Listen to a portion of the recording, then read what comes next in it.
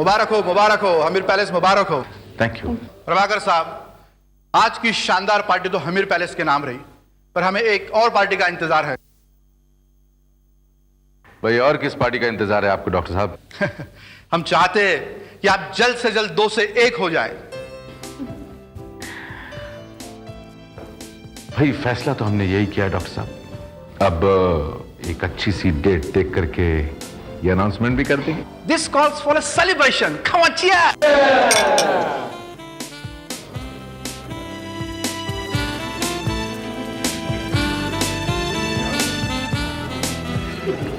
पका हुआ है। Excuse me sir. हाँ, या टेल मी। सर, मैं इंडियन टाइम से हूँ। सर, आप एक बहुत ही कामयाब इंसान हैं। आप मिट्टी को हाथ लगाते हैं तो वो सोना हो जाती है। कहते हैं कि हर कामयाब इंसान की कामयाबी के पीछे एक औरत होती है। आपके पीछे कौन है सर?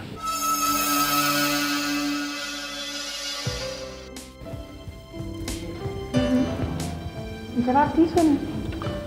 हाँ, ये सच है। तो आपकी कामयाबी के पीछे अरे मनीषा जी के सिवा और कौन हो सकता है?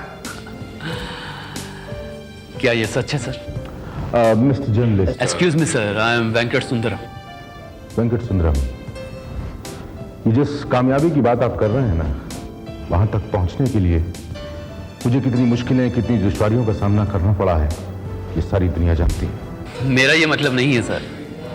दरअसल मैं उस कामयाबी की बात कर रहा हूं जो आपने हमीर पैलेस को खरीद के की है।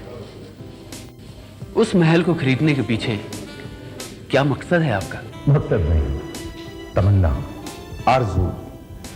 एक ऐसी आरजू जो बचपन से कहानियां सुनते सुनते मेरे दिल में जागी थी मिस्टर सुंदरम। हर इंसान महलों के ख्वाब देखता है।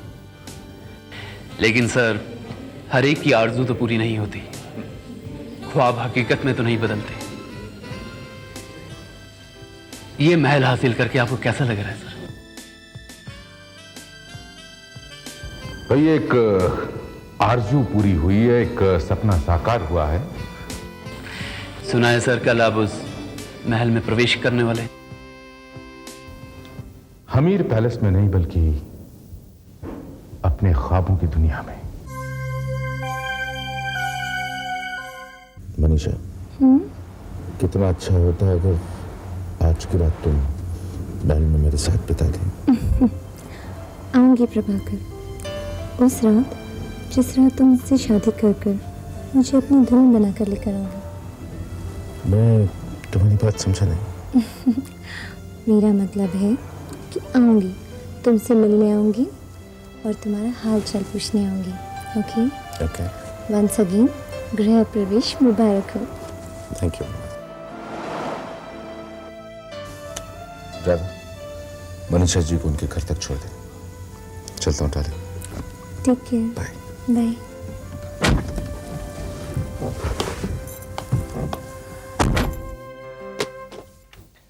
आइए हुजूर। तो ये बताओ कि तुम्हारा नाम क्या है?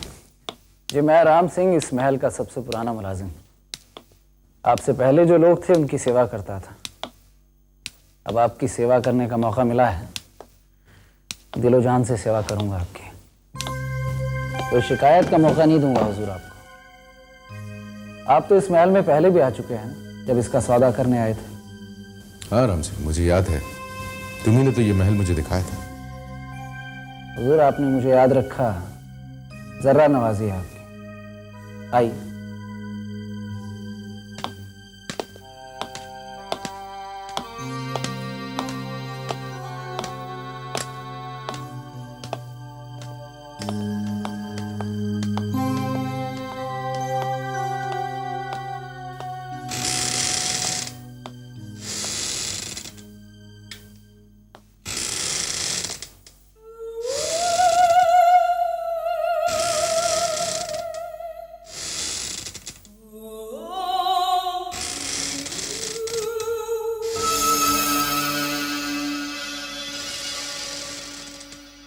चलिए हुजूर।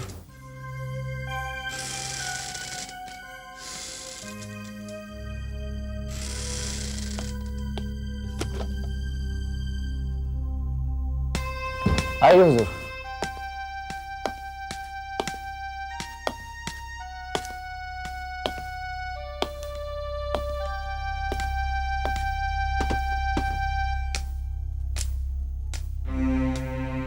ये आपका कमरा जिसे खास तौर पर मैंने सजाया है। खाना तैयार है, अगर आप कहें तो मैं। जी राम सिंह, मैं कुछ वक्त तरह रहना चाहता हूँ। जैसे आपकी इच्छा।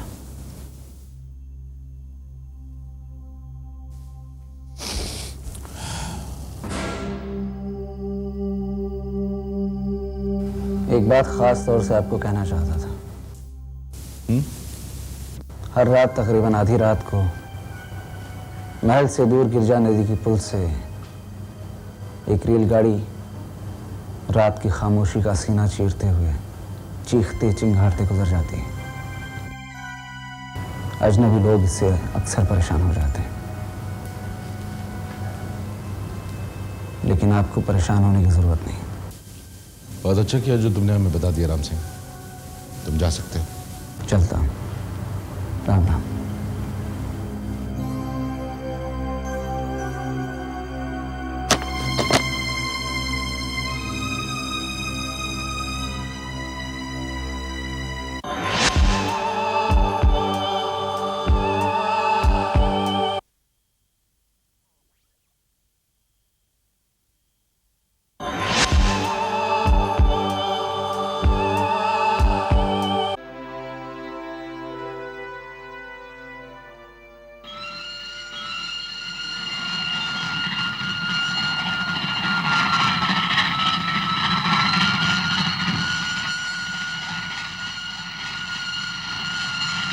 हर रात तकरीबन आधी रात को एक रेलगाड़ी रात की खामोशी का सीना चीरते हुए चीखते चिंगारते गुजर जाती है।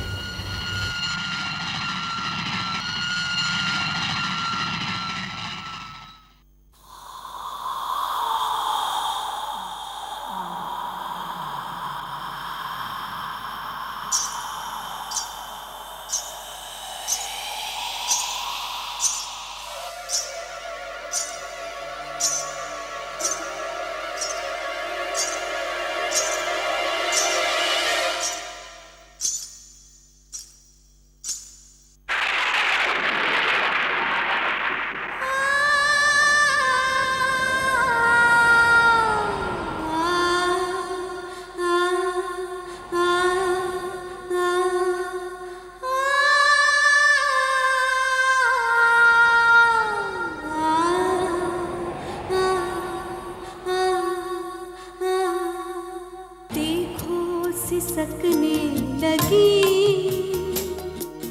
बेचैन तन्हाइयाँ, देखो सिसकने लगी बेचैन तन्हाइयाँ, आजा बुलाए तुझे यादों की परछाइयाँ, कुछ तभी चाहते कभी मिटती नहीं, जिस्म मर जाते हैं रूहें मरती नहीं, ढूंढती है ये खोया जहां जहां।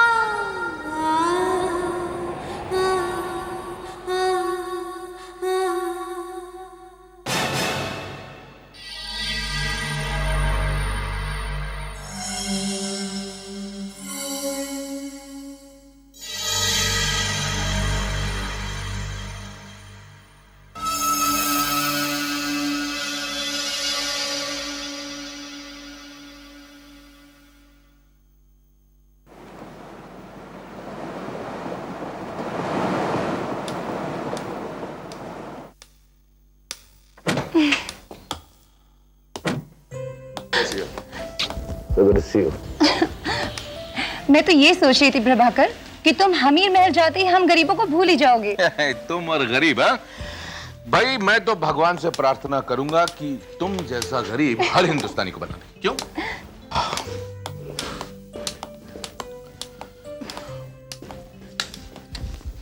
और बताओ प्रभाकर, महल में तुम्हारी रात कैसे कटी? मनीषा, किसी ने सच कहा है, इंसान महल तो खरीद सकता है, कीमती बिस्तर भी खरीद सकता है, लेकिन नींद नहीं खरीद सकता। लगता है तुम रात भर सोए नहीं। ठीक कहा तुमने। दूर जैसे नदी के पुल से रेलगाड़ी की आवाज आती है ना,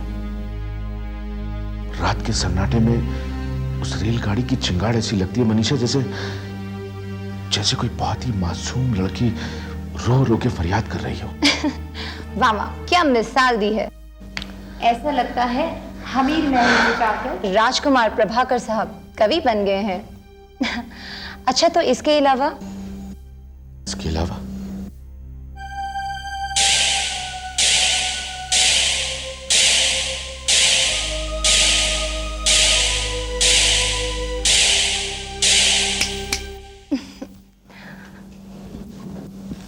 कहाँ खो गए तुम? मनीषा, मैं चाहता हूं कि तुम मेरे साथ चलो। मैं देखना चाहता हूं कि जो कुछ मैंने देखा, जो कुछ मैंने सुना, वो भ्रम है या फिर हकीकत। क्या देखा और क्या सुना तुमने? ये तो तुम्हें खुद ही पता चल जाएगा जब तुम आओगी। वैसे तुम्हें आज रात नहीं, कुछ दिन इंतजार कर लो, फिर हमेशा तुम्हारे साथ रहूंगी। मनीषा, मैंने भी बेकार में दुनिया भर के झंझट पाल रखे हैं। सोचता हूं उसमें से कुछ वक्त निकाल लूं, क्योंकि अगर सब कुछ ऐसे ही चलता रहा ना, तो हम दोनों हमेशा के लिए कुंवारे रह जाएंगे। हाँ प्रभाकर, अब ऐसा भी तो नहीं है कि हम दोनों 18-20 साल के हैं। मैं तो 20 साल का हूं मनीषा, और अगर तुम अपने आप को मेरी नजरों से देखोगी ना, तो तुम भी ऐसा ही महसूस करोगी। प्रभाकर, तुम तो जानते ही हो, आज रात को हमारे क्लब का एक डेलीगेशन दिल्ली जा रहा है और मैं भी जा रही हूँ, और मैं तुम्हारे साथ हमीर महल जरूर आऊंगी और उस रेलगाड़ी की आवाज को भी सुनूंगी जो तुम्हें एक लड़की की फरियाद की तरह लगती है। ओके, अब मैं नाश्ता लगा देती हूँ, तुम आके नाश्ता कर लो। ओके या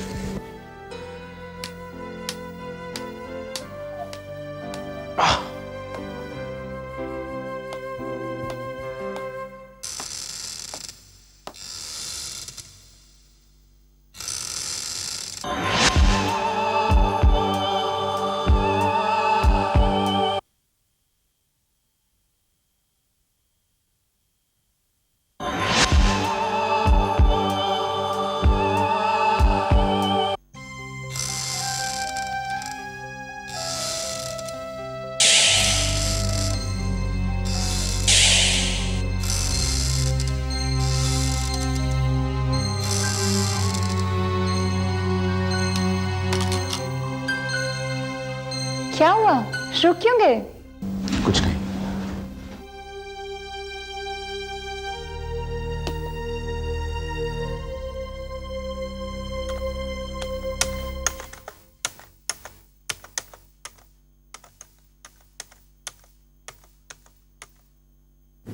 अरे आप, गुड मॉर्निंग आत्माराम जी। गुड मॉर्निंग जूली, मेहता साहब हैं? मेरे ख्याल से आपको इस महीने का चेक तो मिल ही गया होगा। हाँ, मिल तो गया है, फिर भी हम उनका शुक्रिया अदा करने आए हैं। Okay, just a moment. Atmaram ji आए हैं। यस सर, आप जाइए, मिल लीजिए उनसे प्लीज। Thank you Jully. अरे आत्माराम जी, हाँ आइए आइए आइए प्लीज। आपने आने की तकलीफ कैसे की? बैठिए ना प्लीज। अब बरसों से हमें ये बात कहते आए हैं और बरसों से इसे सुनकर हम आपका शुक्रिया अदा करने आते हैं। इस बात को हम कैसे भूलें कि हमारी अपनी ही औलाद हमसे मुंह मोड़कर हमें छोड़कर चली गई। ऐसे में अगर आपने हमें सहारा न दिया होता तो न जाने हमारा क्या होता। और आप मदद भी किसकी कर रहे हैं? उन लोगों की जिनकी औलाद ने आपके साथ धोखा किया है। ऐसा रिश्ता निभा रहे हैं। सच, लोग सचमुच सच कहते हैं कि आप दोस्तों की नहीं, दुश्मनों की भी मदद करते हैं। देखिए आत्माराम जी, इस बात को भूलिए। ये बात बहुत पुरानी हो चुकी है। आप मुझे अपनी औलाद समझें, और बेहतर ये होगा कि आप ये जो शुक्रिया अदा करने के लिए यहां तक आए हैं, यहां ना आया कीजिए। अगली बार मैं खुद आ जाऊंगा आपको मिलने। आप? क्यों? क्या आप मुझे अपना बेटा नहीं समझते? बेटा, तुम तो बेटे से भी बढ़कर हो। भगवान तुम्हें खुश रखे बेटा।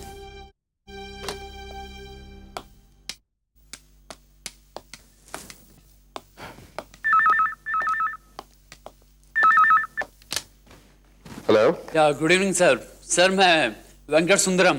सर याद है आपको वो मिला था पार्टी में वेंकट सुंदरम? हाँ हाँ याद है। Thank you sir. सर मैं ये जानना चाहता था कि आपका हमीर महल का तजुर्बा कैसा रहा। सर अगर आपके पास थोड़ा सा भी वक्त हो तो मैं आके आपसे मिल सकता हूँ? देखो वेंकट सुंदरम, दिन में तो मैं बहुत बिजी रहता हूँ। फिलहाल अभी मैं फ्री हूँ। अगर तुम आना चाहो तो यू आर मोस्ट वेलकम। या sir, sir I am absolutely free. I am just coming sir. Thank you very much sir. Okay.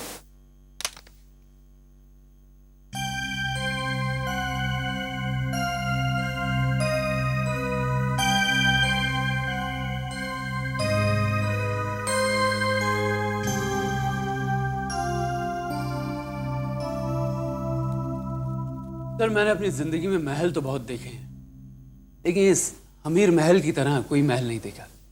Beautiful. इससे आपकी सोच और आपकी पसंद का अंदाजा लगाया जा सकता है। Anyway, congratulations. Thank you young man, thank you very much. ये बताइए कि आप क्या लेंगे? वैसे मैं हार्ड लेकर खुद तो नहीं लेता हूं, लेकिन एक अच्छा होस्ट साबित होने की कोशिश करूंगा। No sir, thanks. ऐसे मौकों पे मैं नींबू पानी से काम चला लिया करता हूँ। ओके।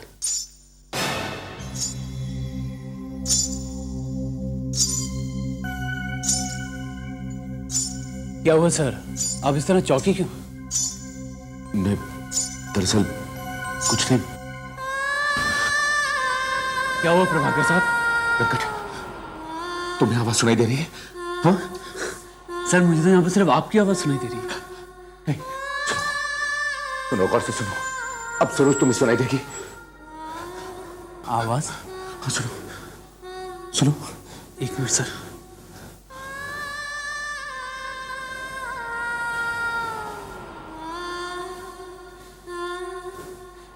कुछ नहीं सर, कुछ नहीं। सर खाना लगा दूं सर? खाना खाना हाँ, खाना खाना लगा दो। प्रभाकर साहब, वैसे आप डिस्टर्ब लग रहे हैं, वरना मैं चाहता था कि आपसे चंद सवालात करूं। और नहीं वेंकट, तुम बिल्कुल ठीक कह रहे हो। मैं बहुत डिस्टर्ब हूँ इस वक्त। तुम्हारे सवालों का जवाब मैं फिर कभी दे दूंगा। ठीक है सर। वैसे यहाँ पर आके जो मैंने देखा वो मेरे लिखने के लिए काफ़ी है। आप आराम कीजिए सर, वैसे भी वक्त काफ़ी हो चुका है। Good night sir. Good night. See you.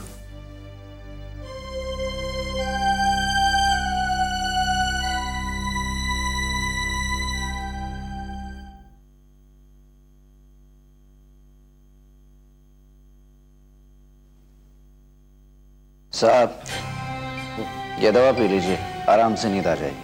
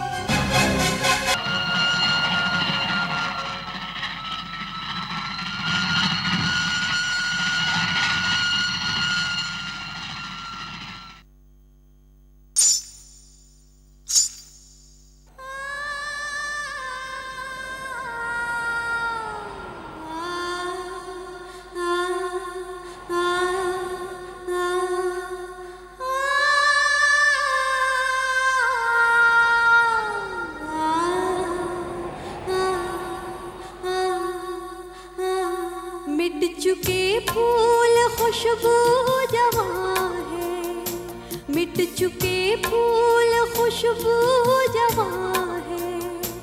आग के बिन ये कैसा धुआं है, इसमें क्या राज है कोई जाने नहीं, देख कर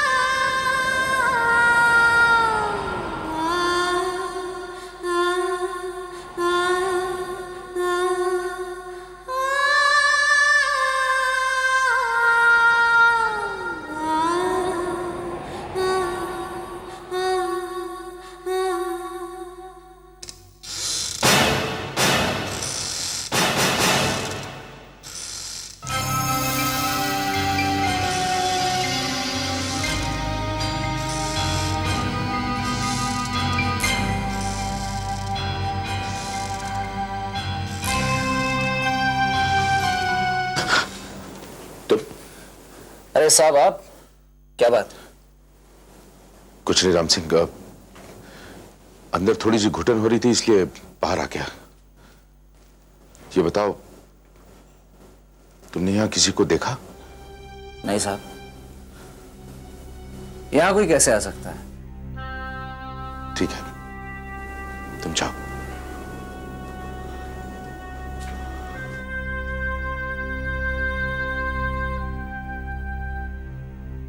देखिए, आपके कुछ टेस्ट करवाने पड़ेंगे, तब तक मैं आपको कुछ दवाइयां लिख कर देता हूं, ठीक है? एक्सक्यूज मी। हेलो। हाँ प्रभाकर साहब, कहिए। नहीं, कहिए, आप कहिए। हाँ, वैसे थोड़ा बिजी तो हूं मैं, पर आप कहिए, क्या बात है? अच्छा ठीक है, मैं पहुंचता हूं। नहीं नहीं, 10 मिनट में पहुंचता हूं। ओके।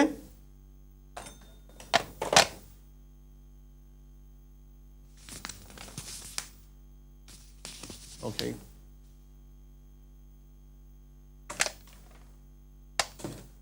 हेलो प्रभा। हाँ, मैं बाहर जा रहा हूं, आज के सारे अपॉइंटमेंट्स कैंसिल कर दो। ओके।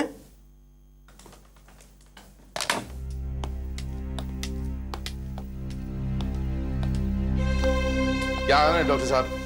वेलकम। प्रभाकर साहब, सबसे पहले तो यह बताएं कि प्रॉब्लम क्या है। माना कि मैं आपका दोस्त हूं, लेकिन कोई भी आदमी अपने डॉक्टर दोस्त को बिना प्रॉब्लम के नहीं बुलाता। आप बिल्कुल ठीक कह रहे हैं डॉक्टर साहब। दरअसल मेरी आपसे एक रिक्वेस्ट है। मैं जो कुछ आपसे बताने जा रहा हूं, ये बात आप अपने तक ही रखिएगा। ऐसी क्या बात है प्रभाकर साहब? डॉक्टर साहब, मैं जब से इस महल में रहने आया हूं, मुझे अजीब अजीब सी आवाजें सुनाई देती हैं, साए नजर आते हैं, हवा में कभी दुपट्टा लहराता हुआ दिखाई देता और कभी तो ऐसे लगता है जैसे कोई गाना गा रहा है। प्रभाकर साहब, आपके अलावा और लोग भी तो इस महल में रहते होंगे। जी हाँ, बहुत से लोग रहते हैं। फिर उन्हें भी यह सब कुछ दिखाई देता है या सुनाई देता है? नहीं डॉक्टर साहब, उनमें से ना किसी ने कुछ सुना और ना ही किसी को कुछ दिखाई दिया। मैं समझ गया आपकी प्रॉब्लम। प्रभाकर साहब, इसकी 2 वजह हो सकती है। एक तो आप दिमागी तौर पर इतने ज्यादा उलझ गए हैं कि उस उलझन की वजह से आपको यह सब सुनाई देता है या दिखाई देता है, या इसकी दूसरी वजह यह हो सकती है कि कभी कभी बचपन में आदमी के दिमाग पर कुछ कहानियां या कुछ घटनाएं इतना ज्यादा इंपैक्ट करती है कि बड़ा होने के बाद में उसे वही चीजें दिखाई देती है। अब आप तो ये भी जानते हैं कि ऐसा सब कुछ होना मुमकिन नहीं है, बल्कि नामुमकिन है। साहब, आप बिल्कुल ठीक कह रहे हैं। अब देखिए ना, कल रात को मैं यहां से बाहर गया तो सिक्योरिटी वाले ने मुझे आवाज दी, तो मैंने जब उससे पूछा कि उसे कुछ सुनाई दिया या दिखाई दिया, उसने ना में जवाब दिया। मैं समझ गया आपकी प्रॉब्लम। इस महल में आके आपकी नींद पूरी नहीं हो रही है, और ये जो सब कुछ आप देख रहे हैं या सुन रहे हैं, ये आपके थके हुए जहन का नतीजा है। मैं कुछ टैबलेट्स और गोलियां आपके लिए भिजवा देता हूं। मुझे लगता है आज के बाद में सब कुछ ठीक हो जाएगा। डॉक्टर साहब, आपका बहुत बहुत शुक्रिया। Really thank you very much. मैं सचमुच बहुत परेशान हो गया था। अब देखिए ना, भगवान जब कामयाबी देता है तो उस कामयाबी के साथ साथ दोस्त तो देता ही है, लेकिन दुश्मन भी दे देता है। अगर मेरी ऐसी किसी कमजोरी का... नहीं प्रभाकर साहब, ये सब बातें अपने दिमाग से निकाल दीजिए, और मैं आपको पूरे 1 हफ्ता आराम की सलाह देता हूं। उसके बाद आप एकदम फिट हो जाएंगे। Thank you very much doctor, thank you.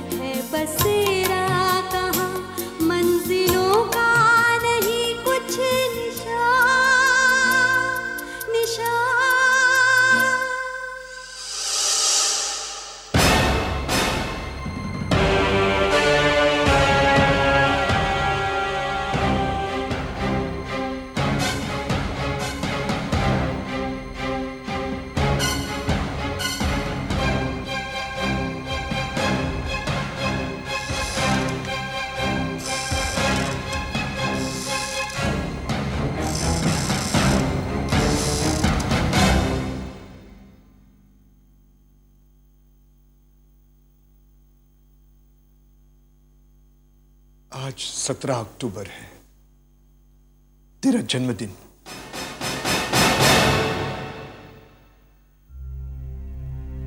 हमसे बिछड़कर इस शहर को छोड़े हुए तुझे 20 साल बीत गए।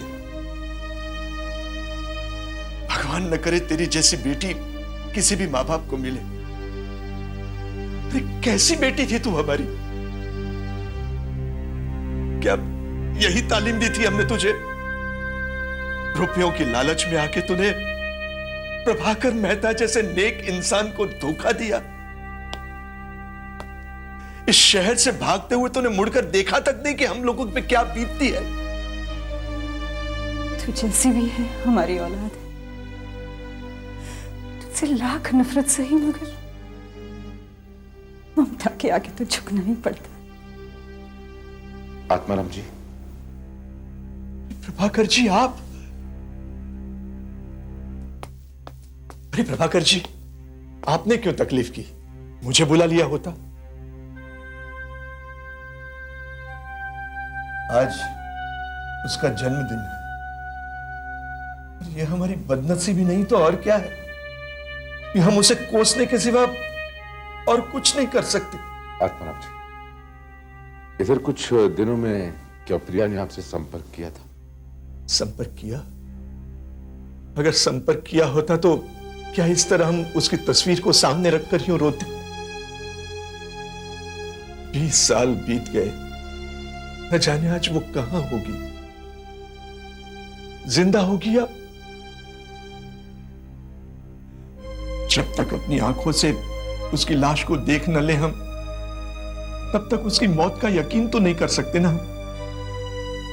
मगर आपने आने की कैसे तकलीफ की? अरे मैं तो बस यहाँ नजदीक से ही गुजर रहा था आत्माराम जी, सोचा आप लोगों को मिलता चला।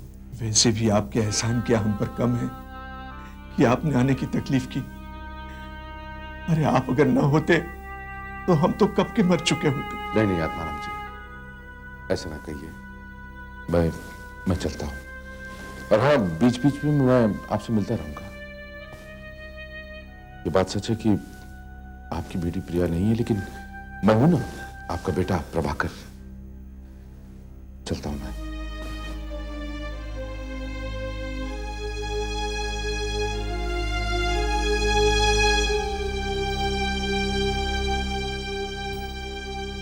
देखा कैसे फरिश्ते जैसे इंसान को धोखा दिया है हमारी बेटी ने। अगर दूसरा कोई होता तो हमारी सूरत तक नहीं देखता। एक ये है जो आज तक उस रिश्ते को निभाता चला आ रहा है। माँ बाप अपनी औलाद को कभी बद्दुआ नहीं देते, लेकिन रिया जैसी औलाद के लिए बद्दुआ किसी और कुछ निकल ही नहीं सकता।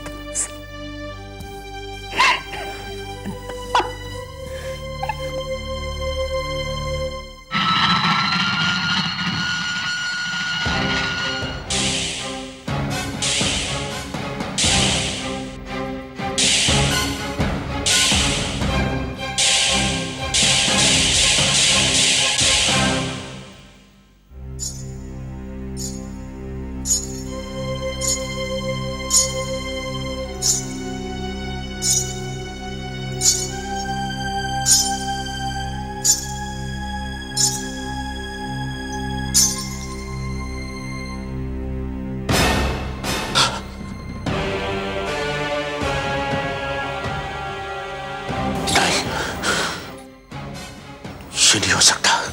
क्या नहीं हो सकता प्रभाकर? तुम वो नहीं हो सकती। मैं वही हूं, वही प्रिया की आत्मा। इंसान दुनिया में सब कुछ भूल सकता है, लेकिन अपना पहला प्यार कभी नहीं भूल सकता प्रभाकर। तुम अपने पहले प्यार से इनकार तो नहीं कर सकते। रुक जाओ, देखो आगे मत बढ़ना। डर रहे हो? मैंने तुम्हें हमेशा अपना वहम समझा। अभी तुम मुझे अपना वहम ही समझो प्रभाकर। वहम आत्मा का दूसरा नाम है। और आत्मा क्या है? एक हवा। मैं अब जिस्म की कैद से आज़ाद हूँ, मगर तुम अब भी जिस्म के घेरे में कैद। और जब तक तुम इस शरीर के बंधन से आज़ाद नहीं हो जाते, हमारा मिलन नहीं हो सकता। जब तक तुम एक आत्मा नहीं बन जाते, ये कहानी खत्म नहीं हो सकती प्रभाकर। आगे मत बढ़ना, मैं कहता हूँ आगे मत बढ़ना।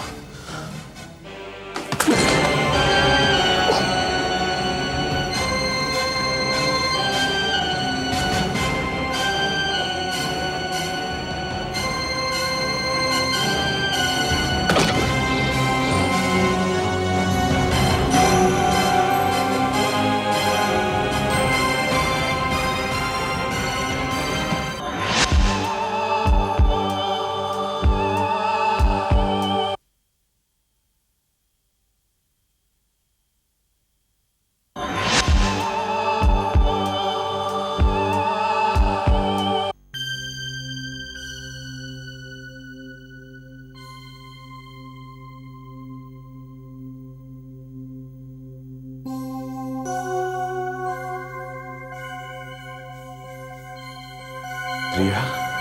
मैं प्रिया नहीं, मनीषा हूँ। मनीषा? क्या हुआ प्रभाकर? बहुत परेशान लग रहे हो। ठीक तो हो? मैंने तुम्हें कितने फोन किए, लेकिन किसी एक का भी जवाब नहीं मिला। मुझे परेशान होकर यहाँ आना पड़ा। पहले तो आप मुझे ये बताइए, आप उस वक्त वहाँ क्या कर रहे थे? मनीषा, मुझे लगा जैसे किसी ने मुझे आवाज दी। मैं उस आवाज की तरफ बढ़ा, लेकिन उसके बाद क्या हुआ मुझे पता नहीं। सच, डॉक्टर ने आपको आराम करने को कहा था ना, आपने उनकी बात भी नहीं मानी। अब 1 हफ्ते तक मैंने आपकी सारी अपॉइंटमेंट्स कैंसिल कर दी हैं। ना तो आप ऑफिस जाएंगे और ना ही आपसे यहाँ मिलने कोई आएगा। Is it clear? अब मैं तुम्हारे साथ रहूंगी।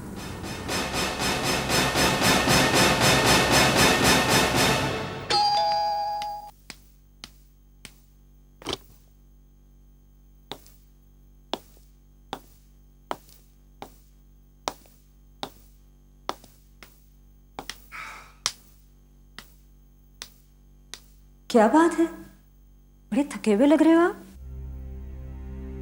मेहता साहब की तबीयत खराब हो गई थी। डॉक्टर ने उन्हें आराम करने को कहा है, फिर भी वो नहीं भूले हमें। ये देखो, उन्होंने ये भी कहलवाया है कि उनकी तबीयत ठीक होते ही वो हमें मिलने आएंगे। कितने नेक इंसान हैं।